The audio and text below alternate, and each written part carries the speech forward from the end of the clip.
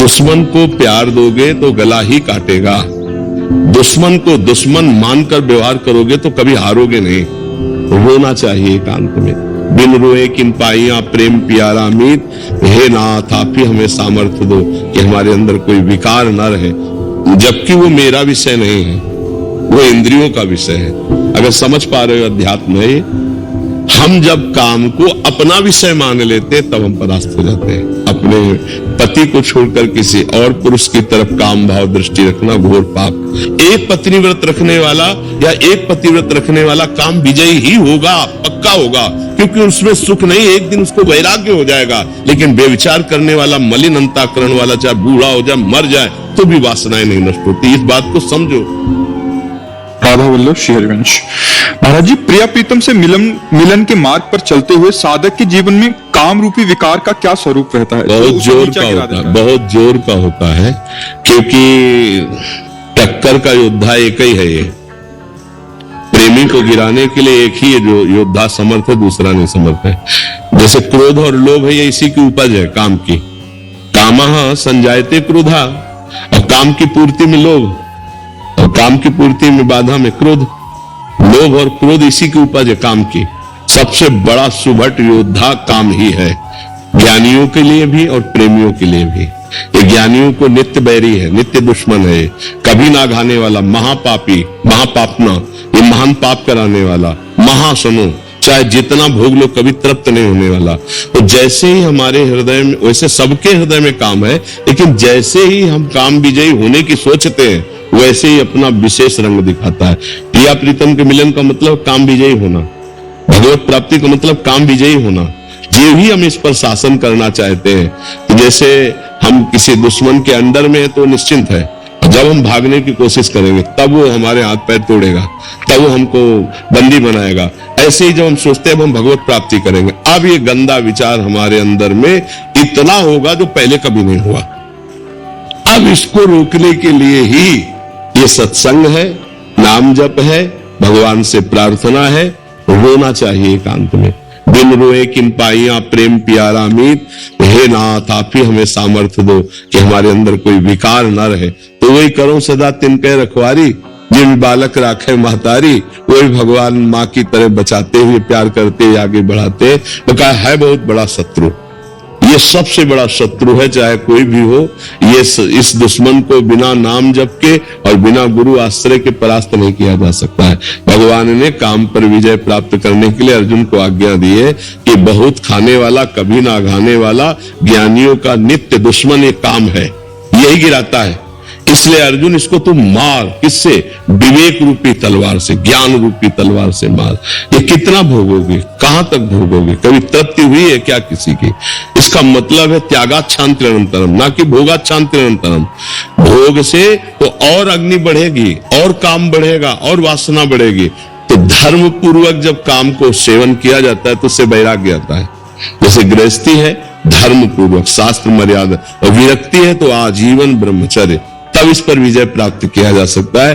तो काम तो प्रेम और ज्ञान दोनों में बाधा पहुंचाएगा। जहां आप कमर कसोगे, बाधा तो सबको पहुंचा रहा है, लेकिन वो समझ नहीं पा रहे।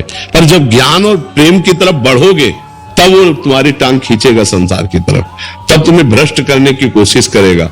जो तुम भोगना चाहते हो उससे अधिक आपको सुविधा दे देगा। वो माया है ना, आप भोगो, कोई परेशानी नहीं। और अगर आप भोगों को स्वीकार कर लिए तो प्रिया प्रीतम से मिलन की इच्छा ही नहीं रह जाएगी, योग्यता नष्ट हो जाएगी।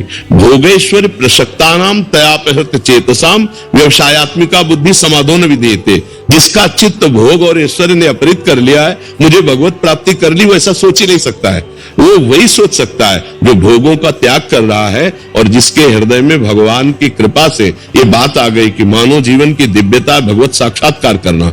अब इन भोगों में फंस करके मैं अपने जीवन को नष्ट नहीं करूंगा। तो गृहस्थ होते हुए, हर कर्तव्य करते हुए धर्म से चलता है, भगवान का नाम जप करता है। और देखो एक खास बात यह कि जितने भी विकार है ये तभी हमको परास्त करते जब इनको बहुत प्यार देते हैं। दुश्मन को प्यार दोगे तो गला ही काटेगा, दुश्मन को दुश्मन मानकर व्यवहार करोगे तो कभी हारोगे नहीं, क्योंकि धोखा नहीं हो पाएगा। अगर दुश्मन को दोस्त मान करके रख लिया तो गला काट देगा।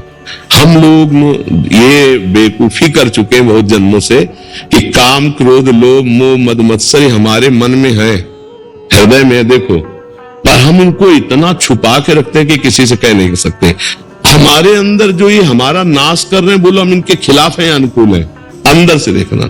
अगर सभा में खड़े होके पूछा जाए आपके अंदर काम है, तो आप पूरा झूठ बोल देंगे, नहीं जी।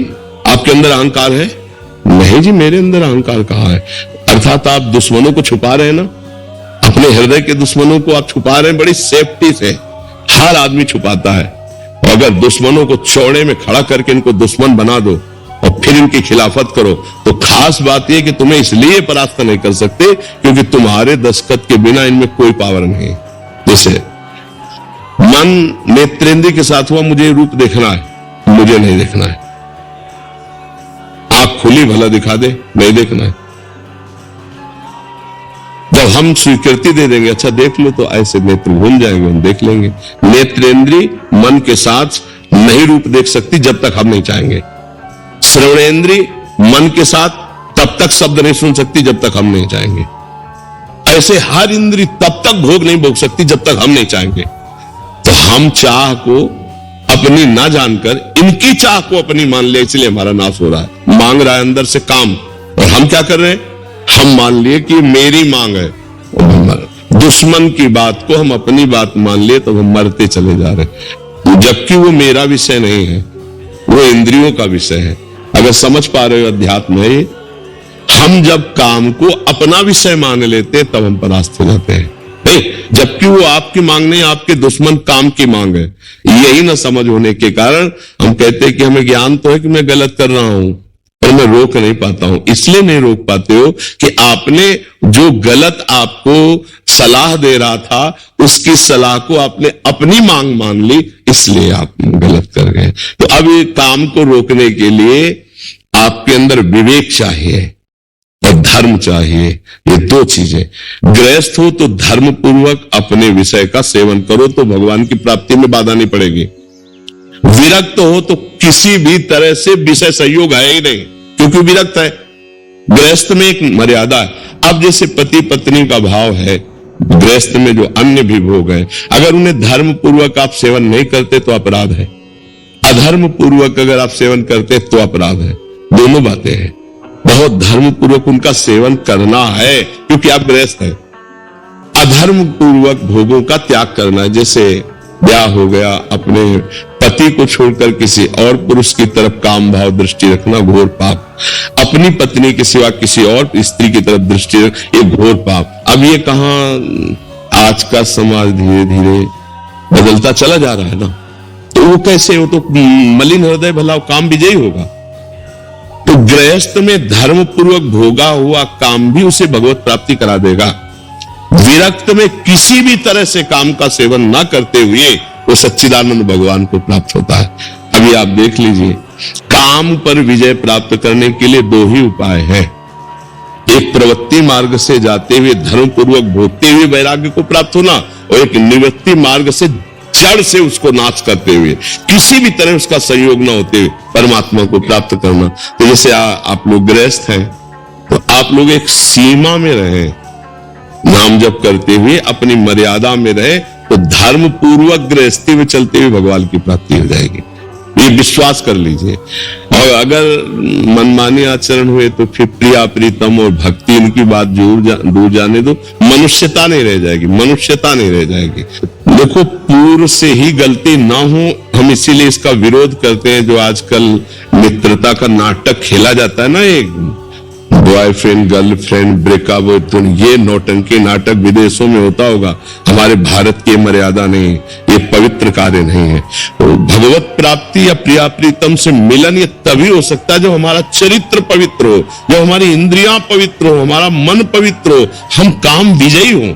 एक पत्नी व्रत रखने वाला या एक पतिव्रत रखने वाला काम विजयी ही होगा, पक्का होगा, क्योंकि उसमें सुख नहीं, एक दिन उसको वैराग्य हो जाएगा। लेकिन व्यभिचार करने वाला, मलिन अंतःकरण वाला, चाहे बूढ़ा हो जाए, मर जाए, तो भी वासनाएं नहीं नष्ट होती। इस बात को समझो, इस सिद्धांत को समझो। आजकल नए बच्चे ही चरित्रहीन हो रहे, कैसे जाकर भगवत प्राप्ति या राष्ट्र सेवा या दिव्यता इनमें कैसे आ पाएगी? तो काम विजय होने के लिए पहले चरित्र पावन करे, इंद्रियों को नाम जप के द्वारा और विवेक बुद्धि से मन को शासन में लेकर के इन शत्रुओं का नाश करे, तब भगवत साक्षात्कार होता है। और ये सब सहज में हो जाता है, कोई परेशानी नहीं पड़ती। हमारा लक्ष्य बन जाए, सत्संग सुनते हमारा लक्ष्य बन जाए भगवत प्राप्ति, हमारा लक्ष्य बन जाए धर्म से चलना, हमारा लक्ष्य बन जाए पति प्रेम, हमारा लक्ष्य बन जाए एक सीमा में स्थित रहना, अभी सब ठीक हो जाए। लेकिन मन के अनुसार या काम वेदना के अनुसार या हमारी गंदी वृत्ति के अनुसार, तब तो हमारा सर्वनाश हो जाएगा। भगवत प्राप्ति तो बहुत ऊंची बात है, हम एक मनुष्य कहलाने योग्य नहीं रह जाएंगे। हमारा जीवन सर्वस्व ये काम नष्ट कर देगा। जरा सी गलती हुई, आजीवन कारावास भोग रहे हैं। जरा सा काम ने अपना अधिकार दिखा दिया, गोली मार दी गई है। जरा सा काम ने अपना अधिकार दिखा दिया, फांसी की सजा दी गई। ये क्या है? अगर हम विवेक से नहीं चलेंगे तो हमारा सर्वनाश काम कर देगा। भगवत प्राप्ति तो बहुत दूर है, बहुत बड़ा राक्षस है ये। काम और धर्म पूर्वक भोगा गया काम भगवान का स्वरूप भी है, ये भी बात समझ लो। भगवान ने गीता में जी कहा है, धर्म पूर्वक भोगा हुआ काम मैं हूं। तो आप लोग गृहस्थ में है तो धर्म पूर्वक है, और विरक्त का काम का सर्वथा त्याग है। काम क्रोध मद मानन मोहा, लोभ न क्षोभ राग नहीं द्रोहा, जिनके कपट दंभ नहीं माया, जिनके हृदय बसो रघुराया। तो समझ पा रहे हो आप सखी? हाँ, ये भगवत मार्ग है, बहुत पहले चरित्र पावन, तभी तो पवित्र भगवान का साक्षात्कार होता है। और इस काम जैसे राक्षस ने सबके हृदय को अपवित्र करने की ठान ली है। कोई बचेगा तो गुरु कृपा पात्र बचेगा, भगवत कृपा पात्र बचेगा। जो बुद्धि से सोच रहा है कि नहीं ये दुश्मन है तो बच जाएगा, नहीं अगर मित्र मानेगा तो कैसे बच पाएगा? वो आजकल बच पाना और दुर्लभ हो गया, क्योंकि मोबाइल भगवान है। मोबाइल भगवान में जहां जो जिस प्रदेश का जिस देश का जो चाहो दृश्य देख सकते हो, नहीं उसमें सब कुछ विराजमान है। वो विश्व रूप है, मोबाइल मानो भगवान का विश्व रूप है।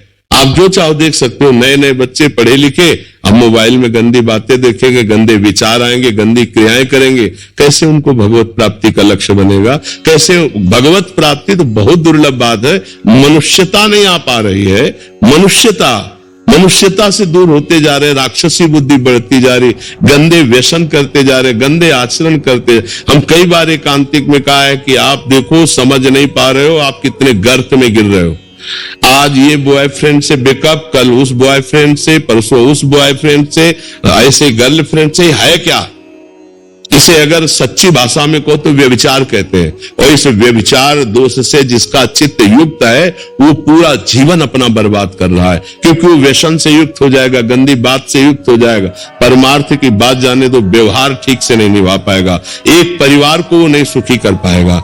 एक परिवार में वो अगर जाएगा वो सुखी नहीं कर पाएगा, क्योंकि उसकी वृत्ति गंदी हो चुकी है। इसलिए हमें लगता है कि भगवत प्राप्ति के लिए आपने प्रश्न किया है तो बहुत ही श्रेष्ठ है। हम सब उन माता पिता से प्रार्थना करते हैं कि अपने बच्चों को सतमार्ग का उपदेश करें, बिना अध्यात्म के सुधार नहीं होता। और उन जवान भाइयों से प्रार्थना करते हैं कि आप अपने मन को सतमार्ग में लाइए, नहीं तो ये कभी आपको चैन नहीं लेने देगा। ऐसी गलतियां हो जाएंगी जिसे पूरा जीवन पश्चाताप करना पड़ेगा। ऐसी ऐसी गलती हो जाती है जिसका कोई, अगर दंड ना मिले भी, सरकारी कानूनी दंड ना मिले, हम बच जाते हैं, तो हमारा मन हमको जला जला के ऐसा दंड देता रहेगा, पूरे जीवन अशांति और असंतुष्टता रहेगी।